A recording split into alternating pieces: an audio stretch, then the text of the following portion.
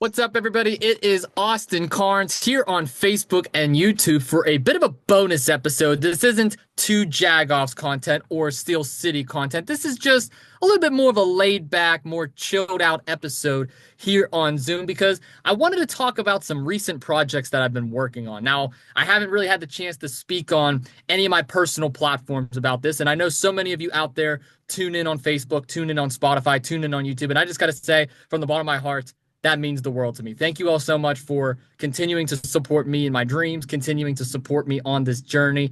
I have worked my ass off to try and get here, and I'm going to continue to do that. This is now the summer of grind, the summer of work. It is here. It is officially official, damn it. We are making it happen, and that's what's going to happen this summer. What I wanted to do first, though, is a bit of a recap.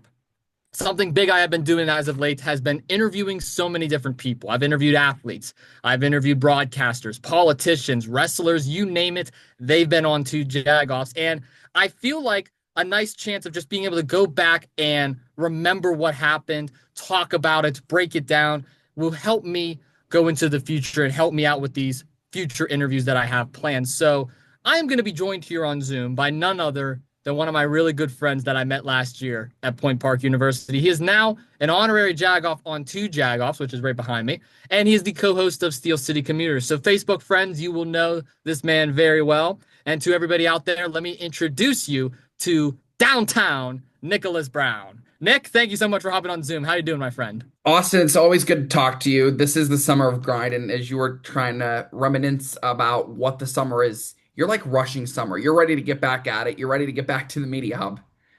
I'm motivated, bro. It's going to be a good summer. I'm really excited.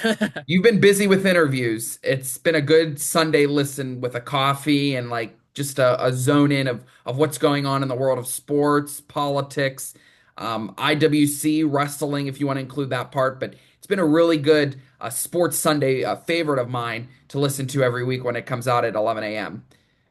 Thank you so much, my friend. I really appreciate the support on that. And that's exactly what we're going to do today. We're going to go back down and go down memory lane a little bit and talk about all the interviews that I did. It has been 16. I cannot believe it. We have had 16 different guests on two Jagoffs. And that's not even including all the old different hosts, all the old, like, that's not even including you or Kevin or Lucas or my dad. That's just guests that's came on the show and helped us, helped two Jagoffs grow as a brand. And I feel like the best place to start is with the very first interview. So we're going to go in chronological order here. We're going to talk about the first interview up until this past Sunday's interview. First one is Devontae Dean. Now, for those who do not know Devontae Dean, he is a student at Carleton, just graduated this year. Congrats to Devontae on it. He was the quarterback and defensive player for the Carleton Cougars, took Carleton to the first playoffs in 23 years. He also played a little bit of basketball on the side as well. And he happened to come on and do the interview with me. And just to kind of recap that one a little bit, I got to go to Mr. Javaden's classroom and interviewed him right there in the classroom, right before his football practice.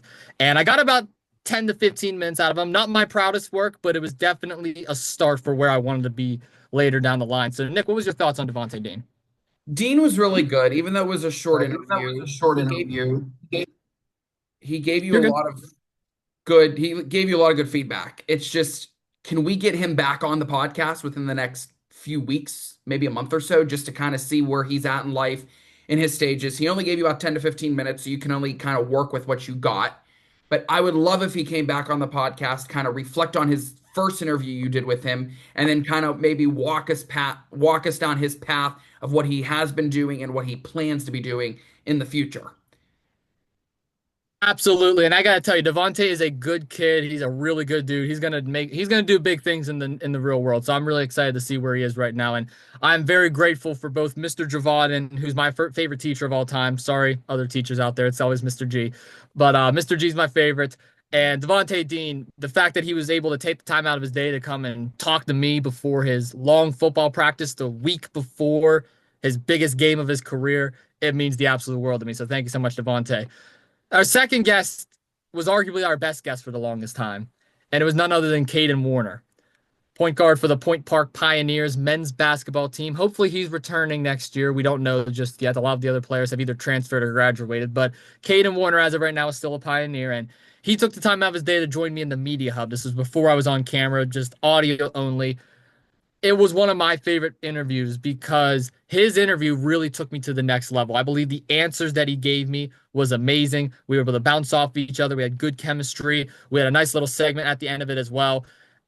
I had no problems whatsoever with the Caden Warner interview. I mean, the second that I met him for the first time outside and dabbed him up and gave him a hug, I knew it was going to be a good day and it'd be a good episode. And Nick, as of today, Caden Warner's interview is actually like the third or fourth most listened to episode of all time. Not even just interviews of all time, which is really big for us.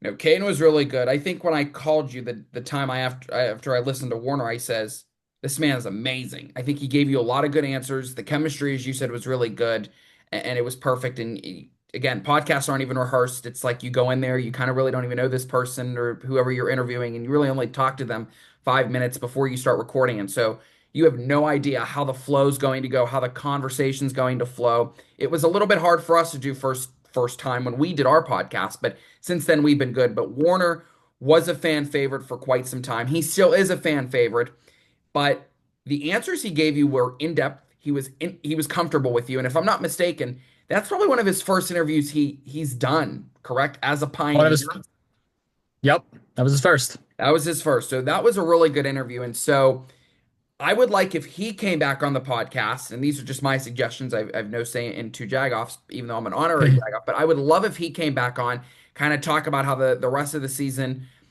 finished out for him, what he plans to do with his career after basketball, after he graduates Point Park, because he's a rising Junior, junior. rising So junior. he's a rising junior. So he still has 2 more years left with Point Park. Does he plan to stay with them? If so, what's his going to be expanded role onto the team? How is he going to kind of influence the team, especially given they're going to have a lot of freshmen coming in? They're going to have a lot of new players coming in. How is he going to be able to regain the chemistry that he was able to build with his former teammates? How is he going to be able to regain that this coming year and the next coming year, especially D2? There's going to be a lot of changes, my guess, within the basketball community all around all the colleges. I would really love if Warner came back on, kind of gave us his prep, his workout in the summer, and how he plans to build in the next upcoming seasons and what he plans to do after basketball if he doesn't, find that basketball is his passion. It could be his passion. It's just you don't know you don't know what it's going to bring. Senior year could be completely different, and it could be a wall of worrisome. Agree more. Couldn't agree more. And like I said, I'm going to say this about every single guest. Every guest that we've had on is more than welcome to come back on. I feel like I've benefited from every single one of them. I feel like they have benefited from coming on.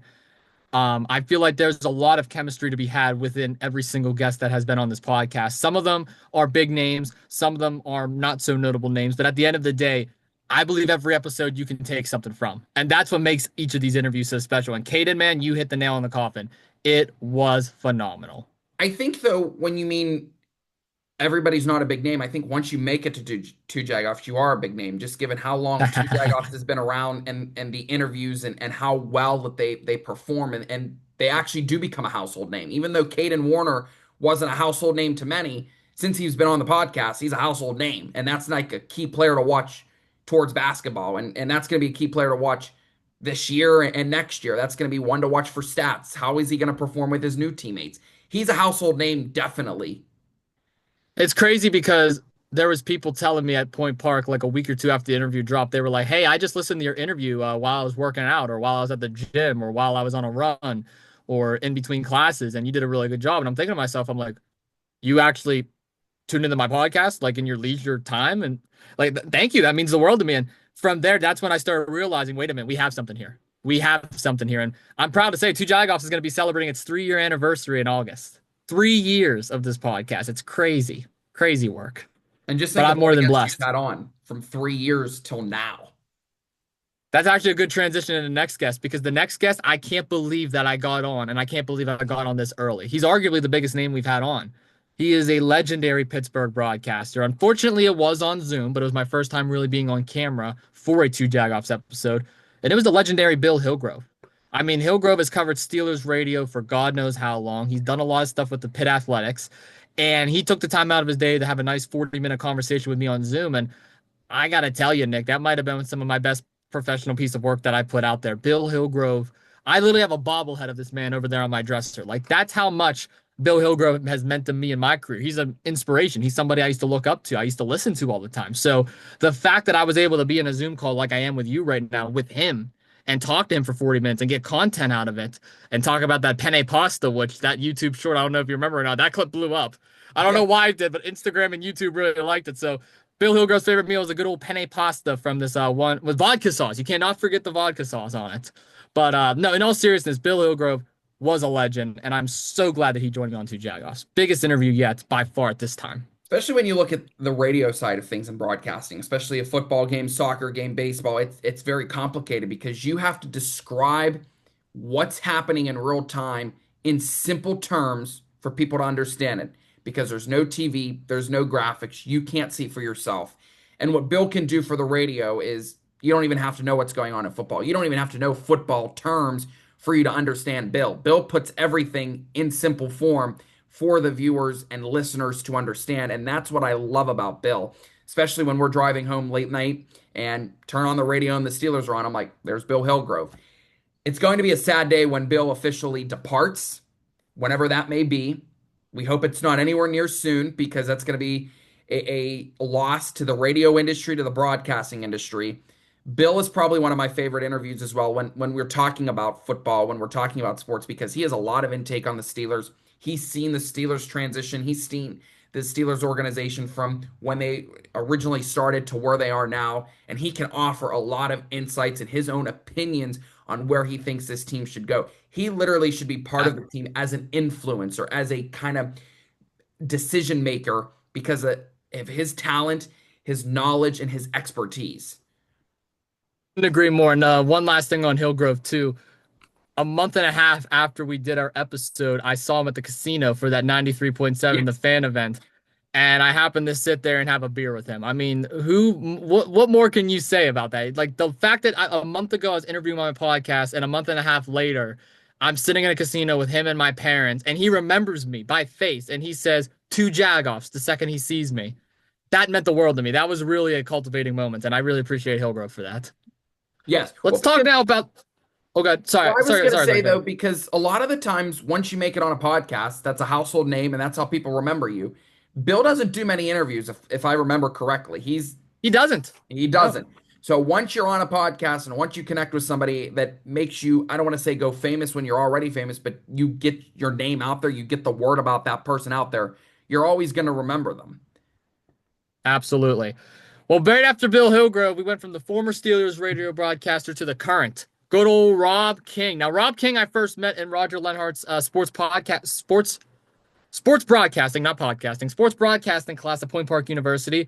Talked to him on LinkedIn. Then we reached out through email a couple of times, set this up, and it was a fun interview. I don't want to spend too much time on every single guest. I'm going to try and give my quick thoughts, and I'll let you give your quick thoughts. But Rob King, I got to tell you this, man. What a guy he is. He was honest with everything. He was open. He brought a lot of insight for the Pittsburgh Steelers, especially at the time where we didn't know what the quarterback situation was with Russell Wilson or Justin Fields, Aaron Rodgers. It was a nice in-depth conversation, and it's nice to be able to relate talking to a professional rather than just a friend or a colleague. Rob is someone that if you talk with him, he will give you the stats. He loves his data, he loves his stats, and that's what I love about him because I think when you try and bet on a player, when you bet on a certain team, it all comes down about to analytics, to stats, to whatever it is. And that's who I want to go to is Rob King, especially with his insight, his knowledge and his, field of range here. That's the guy I want to be talking to when I'm trying to make $1 million bet when it comes to the Steelers. Absolutely. Now, our next guest that we have is an interesting one, a very interesting guest, and it's actually another honorary Jagoff now. Good old Kevin Homa. Now, at the time, Kevin was not an honorary Jagoff. If for those who don't know who that is one of my best friends. He is someone that I have gone back in time. He's like a brother to me. I am very close with Kevin Homa, and this interview was more to have myself relate to the audience and kind of open up more about myself because bringing Kevin on was able to bring up childhood stories, high school memories, and future goals and aspirations. And the conversation we had, although Kevin's a bit of a goofball, and so am I when I'm around him, we were able to have a really nice conversation and really just talk about life, kind of like what me and you are doing right now, Nick, but more in depth. And I feel like for anybody that wants to get to know me personally better or the Two Jagoffs brand itself better, I think the Kevin Homa interview is a must listen to. I think Kevin is very shy when he's around people that he's not comfortable with, and he doesn't really kind of open up. But when you actually have the time to sit down, chat with Kevin, and have him open up, there's really good moments in there. And I think that's something that you brought out of Kevin that not many people can see is like the Kevin Homa that who was he when he was little? Who was the Kevin Homa now? And all the lifelong memories. And so that was a really good interview, touching interview, because I think it opened up the door for your life, his life, and how you kind of connected, how you've kind of been lifelong friends. And I think that's what people want to see. They want to see more interviews like that. Is once you connect with somebody, you're always going to be connected forever, no matter which path you take in life, which road you take, which area you're going to go to. Just because he's in HVAC and you're in podcasting, your lives are still crossing. Absolutely. Couldn't agree more with you. Shout out to Kevin Homa. Always welcome on any time. This next interview I'm personally disappointed in because of my physical condition, but I believe the interview and the guest itself was phenomenal. And I'm talking about Jason Earl. Now, Jason Earl, I got to tell you, is one of the nicest people, Nick, you will ever meet. He is so down to earth. He is so cool to talk to. He has actually opened up some doors that I don't know if I can quite reveal just yet, but I may or may not be helping out a little bit later on this year with some Pitt Athletics. But long story short, I messaged Jason Earl on LinkedIn, and me and him was going back and forth for a while trying to set up a date. I caught the flu 2 days before our interview, and he rescheduled multiple times for me just to make sure the interview worked perfectly. And not only that, this interview actually took place on campus at the University of Pitt, right in his office, right next to where the basketball court is at the Peterson Events Center. In his office is where we did this interview. I carried all my podcast equipment up Cardiac Hill. I now know why it's called Cardiac Hill. And with the flu, by the way, I was still recovering from the flu, and I did the interview. So I personally believe my physical condition could have been slightly better, but the interview itself is still a fan favorite. Even Lucas argues all the time that this is a really good interview. I should be more happy and more proud of it. But Jason Earl, man, I mean, if you have a chance to listen to it and you love Pitt, that's a must listen to as well. What a good guy. Shout out to Jason. I think too when you look at Jason, and this is from the Pitt website, I agree that when you're in Pittsburgh, the one thing you have to go visit is PNC Park. I think that's kind of like the settling home of where everything comes together in Pittsburgh is, the Pirates and stuff. But also to your point too, you did something that many broadcasters don't want to open up about is they don't want to reschedule interviews. They don't want to push through. What you did was you pushed through even though you had the flu and you were trying to recover. You still made that interview happen no matter what. You didn't say, okay, I just can't do the interview. It's just not me. You were actually upfront about it and you made, and so did Jason Earl too. You both made every effort to get that interview done and get that out in the pipelines because in the broadcasting industry, once you cancel an interview, that's it. There's no time to make up and redo the interview and you'll get this guy at a later time. But you made the best effort to actually get Jason Earl. And when you did, he provided a lot of great insight about his background, what he's doing now with Pitt, and just everything around Pittsburgh and how you get around into sports and all the different tips and tricks that you need to know as a broadcaster. That was a really good interview as well. Couldn't agree more. Couldn't agree more. Our next guest that we had on was one by the name of Robbie Ince-Mikowski, former Pirates sideline reporter, has done some work up in Minnesota, has done a year with the Texas Rangers. I consider him to be pretty close now. Me and him have chatted several times on the phone since. Robbie actually is going to be more involved with two Jagoffs a little bit later down the line. He's going to come on and help out a little bit more with bringing some baseball analysis and some other sports aficionados. Listen, here's the thing with the Robbie Ince-Mikowski interview. I was very upset with myself at first because the day leading up to it, I had a lot on my plate in my personal life. I'll just leave it at that.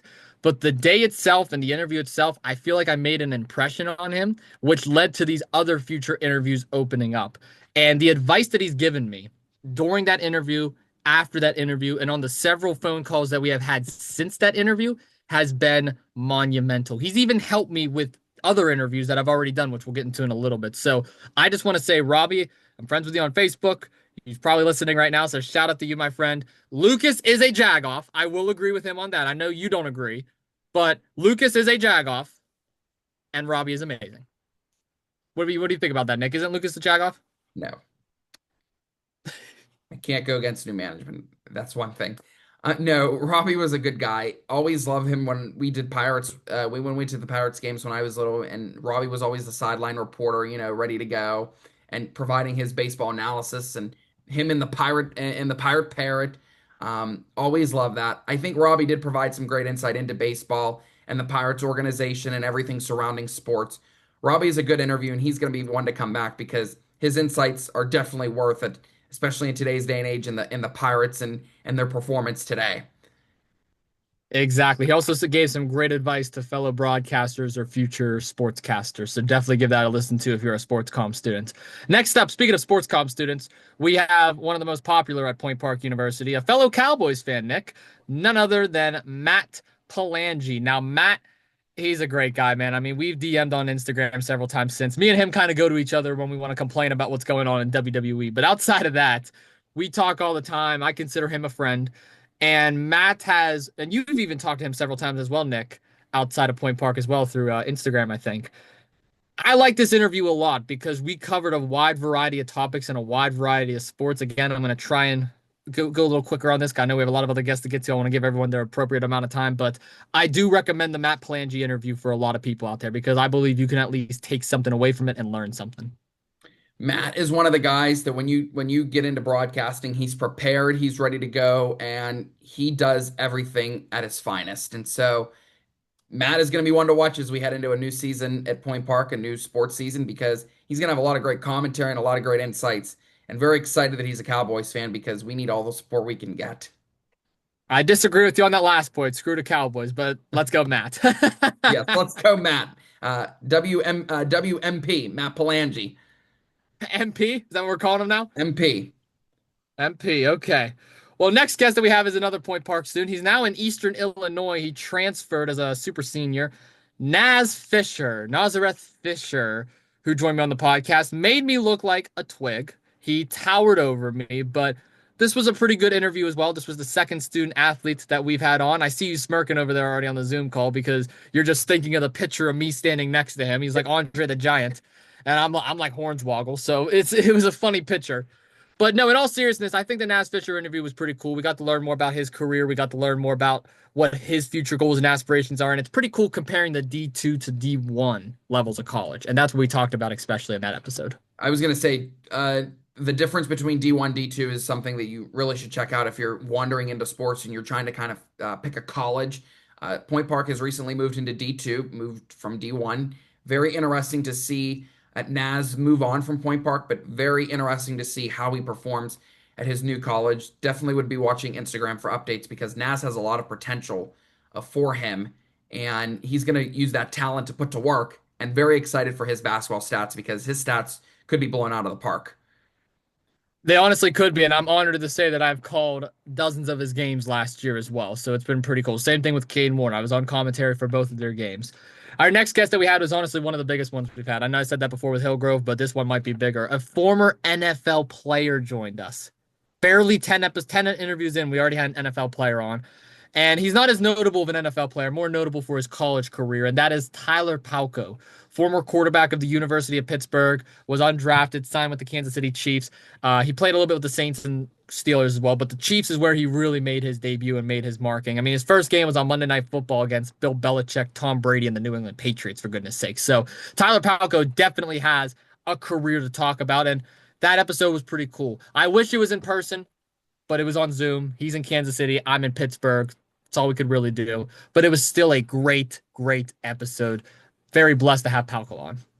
Palco is one of them guys that you could probably talk to football for hours, days, months, years. A lot of insight into the football community, into the Kansas City Chiefs community. How you interact with Patrick Mahomes. How do you interact, with Travis Kelce? How you interact with anybody. Andy Reid, for crying out loud. And Palco could probably give that insight better than anybody because he joined the team, and then also the Saints too, and how you kind of the different atmospheres between both communities, how you go from being in Chiefs to Saints to from Pitt, how the transition is from college to pro to NFL. And I think he provided some great insight and he could probably provide some great insight into beginners too on how the transition is, what you should know for, just the tips and tricks to keep in your back pocket just in case anybody that does happen, anybody from Point Park, to Pitt, to, anybody around town, have a sports commentator, or how you actually can go from a player to a sports commentator, because we saw that from Tom Brady. He was a player, now he's a commentator, and they're two different leagues. I think Palco could definitely provide some great insight into that atmosphere. Indeed he can. Indeed he can. Shout out to Tyler, man. He was such a cool guy to come on as well. He follows me on Instagram now. We emailed several times since. I really do appreciate Tyler Palco taking the time out of his day to help a young college student out. How about Keandra Brown, though? First ever female guest that we had on the podcast. And I got to tell you, man, what a charm it was. Leading up to her interview was also hell. I'll be honest, it had nothing to do with her. It was honestly my mistake. It was actually 100% my mistake. I accidentally made the wrong turn, got on the on ramp to 376, and we were stuck in 25-minute traffic just to get to the Oakland exit, circle back around Cardiac Hill just to get back to Point Park. So that was fun, but that's besides the point. Once we actually got there, though, and had the interview itself, I got to tell you, man, it was amazing. We talked about women's empowerment. She shared her story from the New York Times. We talked about women's basketball, women's sports, just sports in general, her life, her career. And it really is an eye-opening interview, in my opinion. This is something that I was actually talking about at Friendly Pause with some of my staff down there. I was like, listen, I know you guys aren't in the sports at all, but the culture that we talked about, the women's empowerment, the social issues. Like there's a lot that you can actually take away from this interview, even if you're not a basketball fan or even if you're not a sports fan. And I still recommend that interview to so many people out there. Even my sister Isabella, who doesn't give a damn about sports, tuned into it and she was like, Austin, this is a really good episode. There's actually something here with it. And I got to say, thank you so much, Keandra, for taking the time out of her day. She, of course, is a Duquesne women's basketball player for those who don't know, but what a great career she has as well. Definitely want to hear more about her women empowerment, her story from the New York Times. Really have a longer form conversation too, and her career ahead, because I think what she talked about in that episode about women empowerment is they really don't get highlighted that much. And so trying to feature someone who's been featured with the New York Times is very hard to get, but you were able to accomplish that and you were able to get that interview. But we need more figures just like her, because they provide a lot of great asset to the community, a lot of great insight, tips, knowledge within basketball. What's it like playing from her perspective and then watching men? Does she ever get, tips from the men's basketball, like different moves and stuff? And so uh, that was a really good interview, and would really love to have her back to get more form basketball convo, because she's amazing at what she does. Absolutely. She is 100% amazing. And I got to say, shout out to Mr. Alexander as well for helping me pull some strings behind the scenes to make this interview possible. He's actually has a really good connection with her. And when I reached out for some assistance, he put me in contact with her, put in a great word, and then the ball started rolling from there. So got to give a shout to my former kindergarten teacher, Mr. A, for the help there. Next interview is none other than Josh Getzoff.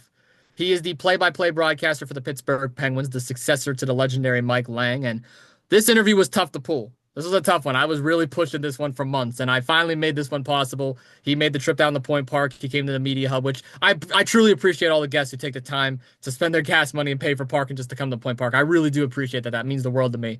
And Getzoff had no problem doing so, and we talked about the Penguins. We talked about the Mike Sullivan news, which recently broke. And Nick, I know me and you've been talking about in Steel City, and you've probably heard me say it several times on Two Jagoffs. Mike Sullivan has been one of the biggest topic of conversations, and whether or not he should or shouldn't be the head coach. And getting the validation from somebody who actually is there with the Penguins, like getting that validation that my opinion and my take was correct, was eye-opening. And it was really awe-inspiring. It made me feel like, oh, wait a minute. I'm actually saying something that makes sense and actually is providing something to the sports media world.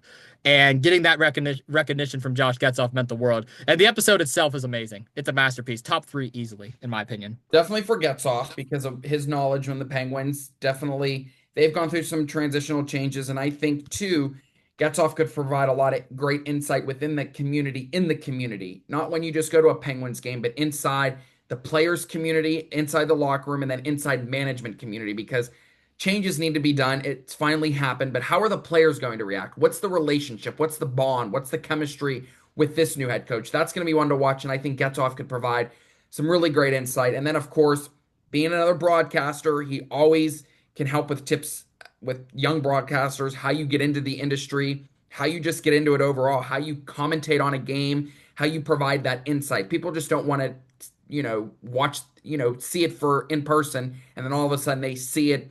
They want to get more insight, and I think Getzoff could do that. Couldn't agree more. Couldn't agree more. Everything you're saying is flawless. I like this. This is a nice little flow today Yes. that we're having here.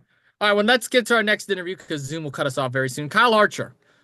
I know Kyle Archer is amazing, but let's just say this. Long story short, this interview we did in New York City. This is where I kind of like made this one happen. I was talking to him at a bar called Phoebe's. We set up a date when we got back to Point Park, and he came to the media hub and talked about all different kinds of stuff: the Riverhounds, the Riveters, the Thunderbirds. This was a fun interview. Definitely one of the more goofier ones we've done. Funniest interview. Love Kyle. Would love to get him back on because he's just that guy. He's multi-talented. He's the multi-talented Kyle Archer. Multi-talented, very creative. Love his mindset. Andrew Palace is next. First professional wrestler we had on. For anybody who's known me for a very long time, professional wrestling is my cup of tea. It is my go-to. I absolutely love it. And Palace is a guy I've been a fan of for years, and I can say that I'm very close with him now. I believe personally this is my best interview yet, just because of how we were able to bounce off each other, the ideas, the love for wrestling. It was there. I believe this is the complete package, and he's helped me with so much more. He stayed an hour and a half afterwards just to talk business and give me insight on professional wrestling. Not many people do that. I love Andrew Palace for it. Love that he continues to support me and this podcast to this day. Of course, you got to call him out about my damn pickles. I didn't get a Toledo honey, but that's besides the point. Anyway, Andrew Palace, love the interview. Thank you so much, man, for coming on. I'm not a wrestling guy at all, and that's what Andrew, specializes in, and I love that interview whatsoever. I love Palace all the way. Probably my favorite interview so far yet this year. Definitely a pickles guy, so we pickles gang reunited. You have some issues over there with no pickles, and I called you out on it when we went to Tupelo for dinner. But Andrew Palace, definitely need to get him back on because he provided some tips into the broadcasting community, yourself, young people like us. Definitely Palace is amazing. I got to get to a Thursday night fights when he's there because he's the one guy you don't want to mess with. You definitely do. Palace is a good guy. Great guy. And our last two guests that we had on was our most recent guests, both of them being politicians, actually stepped into the political world. One was on Zoom with Councilwoman Teresa Cale Smith. My dad's actually really good friends with her husband, so that's how I was able to get this interview set up. And we've emailed several times since. And I got to tell you, I wasn't really expecting much from this because I figured it was a politician. But I feel like she gave some great insight into District 2 of PA, into the recent mayor election that took place, and just the political world in general. I'm a big fan of this interview. I think this was a fun one. Definitely like this one because she's local. She has a lot more impact on what happens in our community. Yes, there's a lot of stuff that happens statewide, but a lot of the changes in our community come from your local council people. And Teresa Cal Smith is amazing, provided some great insight into the recent elections because that's going to be top of mind when in November when people get out and vote, how the change is going to happen in Pittsburgh. And her District 2 is undergoing a lot of police activity, a lot of calls every day. You see it on the news every morning. And what Smith is trying to do is just put Pittsburgh first. And we don't have many council people come out and deliberately say that. And Teresa Cal Smith is amazing. She didn't even want to get into politics, but here she ends up getting into politics because that's what the road led her down to. Definitely worth listen to if you're in the Pittsburgh region, talking about funding, talking about it all when it comes to roads, infrastructure, sports a little bit too, teams. She's definitely one to listen to and get back on within the next few months, especially after the November elections. Absolutely. And we wrap things up with none other than Sam Bigham, who is running for Carnegie mayor. The interview just recently wrapped up. I personally believe this wasn't my best piece out there. I believe this interview could have been slightly better. If you want an unbiased opinion on it, I think that this interview, comparing him to the other ones, you just simply can't do it because A, it's a politician versus a broadcaster, something I'm passionate about versus something I'm not as passionate about. But I still feel like it was a nice conversation. We got to recap Carlington a little bit, which is always fun. Love talking about my past and my time in high school. But outside of that, once the interview really started flowing and we really started talking about some issues going on in Carnegie and stuff that he wants to do, his action plans, and of course some restaurants. Who doesn't love talking food? I mean, I was practically hungry halfway throughout the episode after all the restaurants he named. But it was a great interview. One thing that I will say though, how the hell do you forget Barb's Country Junction?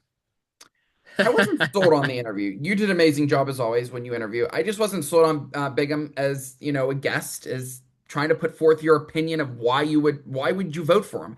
I really wasn't getting that feeling, and I think the closing statement kind of sold it. He was trying to linger, and you had to reel him back in a little bit. And then Barb's Country Junction really pissed me off. I was texting you 5 minutes in, like, how can you not remember that? Bigham, congrats on election on round one. You have round two. No doubt you will win because you're running against somebody that literally doesn't campaign, doesn't reach out to people. Unlike you, you put the time, you put the effort into that. And I think Carnegie is really looking forward to voting for someone who is actually putting their name out there, being forth with the person. But again, when someone asks you why they should vote for you, get to the nick of the point, get to it. Your closing statement kind of sold me a little bit, and I really questioned myself, if I lived in Carnegie, would I really vote for Sam? I would have to, because you're running against somebody I have no idea. You at least come out and actually stated why someone should vote for you. But your closing statement, in no matter how you're being interviewed, town hall, Zoom, should be quick, and it should be less than a minute. You should be able to talk about major issues. And I think you did that in the beginning, just you got to sum it up in the end. Well, thank you very much, Nick, for your amazing insight as always. That's why I love having you on these kind of calls, because we get to really break stuff down and talk about it. In these closing minutes, though, of this little mini bonus episode that we put together, I want to get your final thoughts just overall on the whole interview phase. You said it best. Sundays are practically interview days now for Two Jagoffs and for myself. I'm blessed to have all the different guests on, a bunch of unique different backgrounds, unique stories, unique careers, notable names, not so notable names. What's your thoughts overall on the 16 interviews that we did, and what's your thoughts looking ahead to all the future interviews that we're going to have? 16 interviews down. There's no way you can rank them because every interview comes with its every cup of tea, every little nick, every tip, every knowledge bit. I will say for Sam, though, and I want to call him out here on this one.